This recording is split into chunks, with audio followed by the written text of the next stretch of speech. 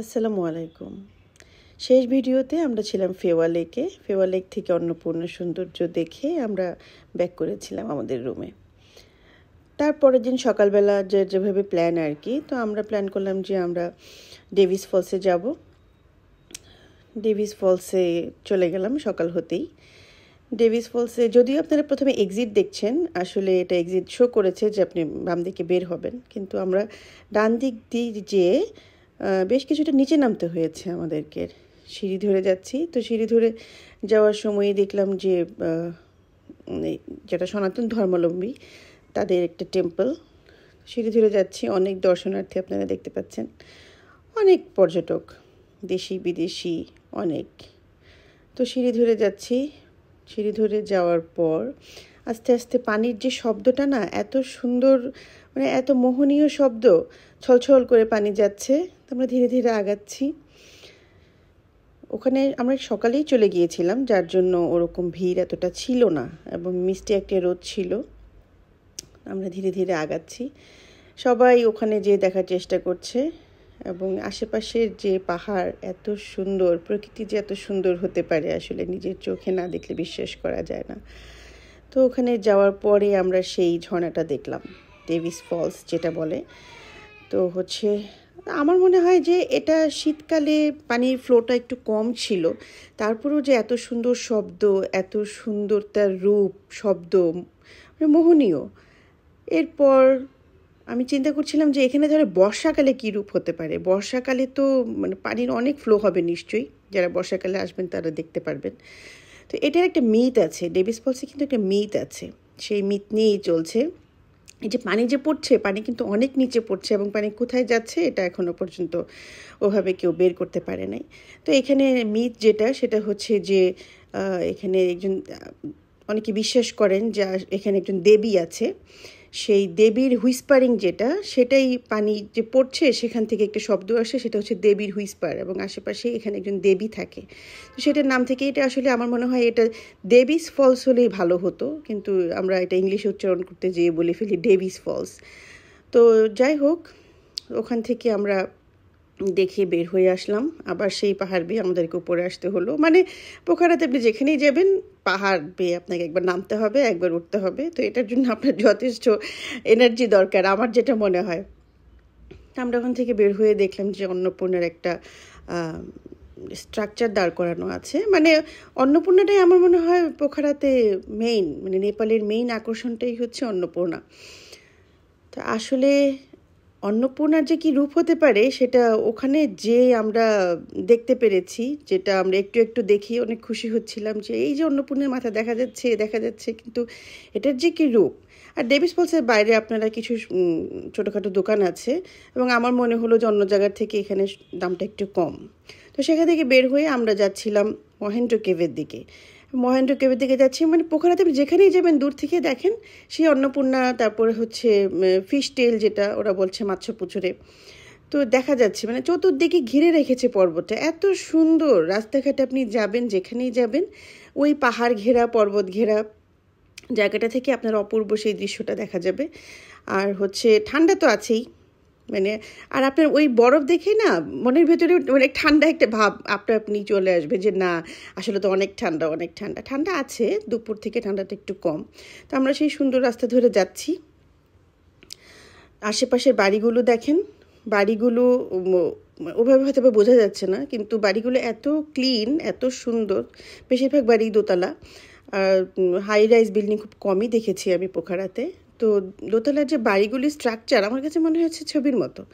আমরা যেরকম করে দোতলার একটা বাড়ি ছবি আঁকি, বারান্দায় ফুল থাকবে, তারপর একটা ইজি চেয়ার থাকবে বারান্দায়, সেরকমই খুব সুন্দর বারান্দাগুলা, এবং এত সুন্দর করে গুছানো, ক্লিন।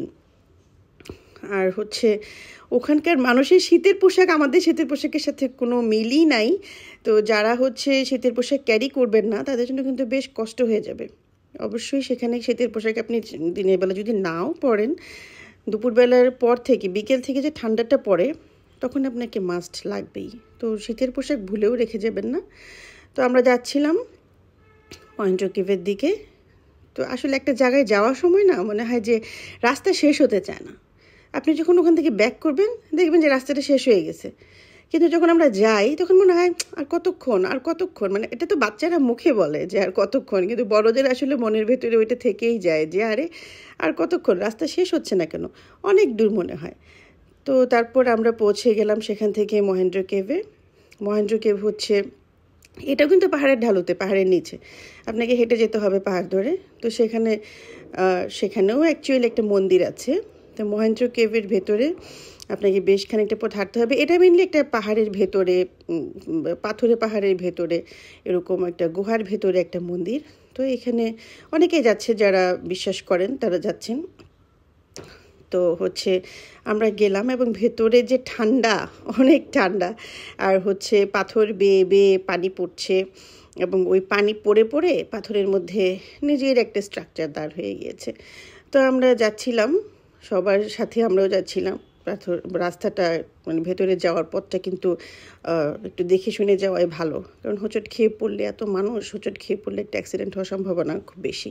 তো আশেপাশে যেখানেই যাচ্ছিলাম, যেখানে একটু মূর্তি বা কিছু একটা, সেখানেই হিন্দুদের যে বিভিন্ন রকমের উপাসনার জিনিসপত্র সেগুলি দেখতে পাচ্ছিলাম।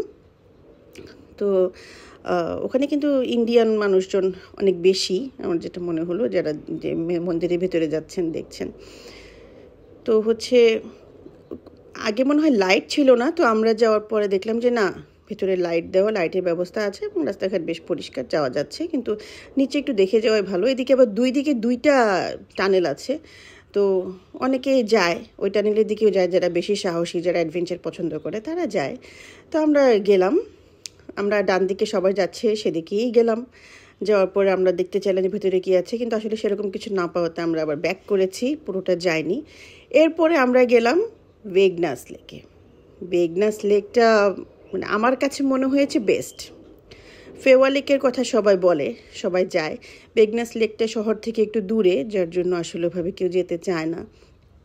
শহর থেকে মানে পোখরা থেকে 40 থেকে 50 কিলোমিটার মানে মিনিট লাগে যেতে। কিন্তু ভেগনাস লেকটা এত সুন্দর, মানে মানুষজন কম, ঠান্ডা একটা ওয়েদার, ভিড় নাই, ময়লা নাই, পানিও এত ক্লিন, মানে সব কিছু মিলিয়ে ভেগনাস লেকটা অসাধারণ। আর ওখানে যারা কবিতা লিখে বা একটু বই পড়তে পছন্দ করে, আমার মনে হয় ওখানে বসে তারা একটা কবিতা লিখে ফেলতে পারবে, একটা বই আরাম করে বসে পড়তে পারবে। ওখানে ভিড় কম, আশেপাশে যারা লোকজন ছিল তারা মনে হয় আশেপাশেই থাকেন, তারাই ছিলেন। এবং ওখানে সব ধরনের ব্যবস্থাই আছে, আপনি বোটিংয়ে যেতে পারেন। তো আমার মনে হয় এখানে বোটিংয়ের মানুষজন একটু কমই যায়। আশেপাশের ওই যে দেখেন, দূর থেকে অন্নপূর্ণা দেখা যাচ্ছে, দেখেছেন, মানে যেখানেই যাবেন অন্নপূর্ণা। এখানে আবার একটা, এই যে পাহাড়টা দেখতে পাচ্ছেন ডান পাশে, এই পাহাড়টা বেয়ে আপনি ভেতর দিকে যেতে পারবেন। ওখান থেকে ওই পাশের লেকটা আরও সুন্দর। ওই পাশে আমাদের যাওয়া হয় নাই, কারণ পাহাড়ের রাস্তা হেঁটে যাওয়ার আসলে কষ্ট। আমরা যে কিছু দূর যেয়ে আবার চলে এসেছি, কিন্তু হচ্ছে যতটুকু দেখেছি আমি মুগ্ধ। মানে হাঁটছিলাম, এখানে কিন্তু ঠান্ডা, এখানেও ঠান্ডা। আমরা হাঁটছিলাম, হেঁটে হেঁটে আশেপাশের যে সৌন্দর্য সেটাই দেখছিলাম আর কি, মানে এত সুন্দর সব কিছু। তো ওখানে পাখি, প্রচুর পাখি, পাহাড়ে তো অনেক পাখি, গাছে পাখি আছে অনেক। আর সকালের দিকে যাওয়াতে, সকাল মানে তখন 12টা বেজে গিয়েছিল, তো তারপরও মিষ্টি রোদ, তো এত ভালো লাগছিল। এবং ওখানে বিভিন্ন রকমের খাবার টাবারও আছে। তো ওখানে বাদামটা কিন্তু খুব মজা, নেপালের বাদামটা আমার কাছে খুব ভালো লেগেছে, কমলাটাও মজা। ওরা এটা বিক্রি করে কেমন যেন চাট বলে, হ্যাঁ, তো ওই চাটটা আমি কেন যেন আমার খাওয়ার ইচ্ছা হলো না, মনে হলো আমাদের দেশের ঝালমুড়ির মতো হয়তো এত মজা হবে না। কিন্তু ওরা খাচ্ছে, ওরা খুব মজা নিয়েই খাচ্ছে, ওরা ওদের মানে ঝালমুড়ির মতোই, আমাদের যেমন ঝালমুড়ি অহরহ আমরা খাই, ওরা ওরকম খাচ্ছে। তো ওরা ডাকছে চাট এই সেই, কিন্তু বাদামটাই খুব মজা। এবং ওখান থেকে বের হওয়ার সময় আমি একটা চা খেলাম, তো চাটা আসলে আমার কাছে ভালো লাগে নাই। এটা কি, ওদের ওখানে তো মহিষ খুব চলে, মহিষের মাংসটা সবাই খুব খায়, মোমোটাও মহিষের, এটা অপশন থাকে মহিষের, ওটা খুব বেস্ট সেল মনে হয়। তো হচ্ছে আমার মনে হলো মহিষের দুধের চা কিনা, তা আমি খেতে পারি নাই, আমার কাছে খুব অদ্ভুত একটা গন্ধ লেগেছে, আমি খেতে পারিনি। আবার মনে হলো ইয়াকেরও হতে পারে, তো খেতে পারি নাই। তো এই যে দেখেন, এপাশে একটা সুন্দর রোড করে দেওয়া আছে ভালো করে দেখার জন্য, এনজয় করার জন্য। তো ওখানে আমরা কিছুক্ষণ থাকলাম, ওখানে বেশ কিছুক্ষণই ছিলাম, ঘন্টাখানিকের মতো ছিলাম। এটা সেটা খেলাম। আর হচ্ছে দূর থেকে অন্নপূর্ণা, মানে মনে হচ্ছে কি অন্নপূর্ণাটা কখন দেখবো, যেখানেই যাচ্ছি যাই করছি শুধু ওই দূর থেকে ওই পাহাড়ি মনে হয় ডাকছে, ওই ওই পর্বতটাই আমাকে ডাকছে যে আমাকে দেখে যাও, আমাকে দেখে যাও, এরকম একটা ব্যাপার মনে হয়েছিল যে ওটা কখন দেখবো। কারণ যেখান দিয়েই যাচ্ছি সেখান থেকেই অন্নপূর্ণার মাথা দেখা যাচ্ছে, তারপর হচ্ছে ফিশ টেলের মাথা দেখা যাচ্ছে, মানে ও আর ওটার উপরে বরফে ঢাকা, মনে হচ্ছে ওখানে কখন যাব। যাই হোক, সেখান থেকে চলে আসলাম হচ্ছে সাঙ্গারকোট পাহাড়, যেটা সাঙ্গারকোট একটা গ্রাম ওদের, সেখানে চলে আসলাম। সেখান থেকেই মেনলি অন্নপূর্ণাটাকে দেখা যাবে। তো হচ্ছে ভয়ঙ্কর রাস্তা, 1600 মিটার উপরে আমরা আছি। ভয়ঙ্কর রাস্তা পার হয়ে আমরা সেখানে পৌঁছেছি। 4 হুইলার ছিল আমাদের সাথে। তো ওদের ওখানকার ড্রাইভারগুলো এমনভাবে চালায়, আরে পাহাড়ে উঠছি এটা কোনো ব্যাপারই না, নর্মাল রোডের মতো যাচ্ছে। তো গেলাম, যাওয়ার পরে আমরা বুঝতে পারলাম আমরা কত উপরে আছি।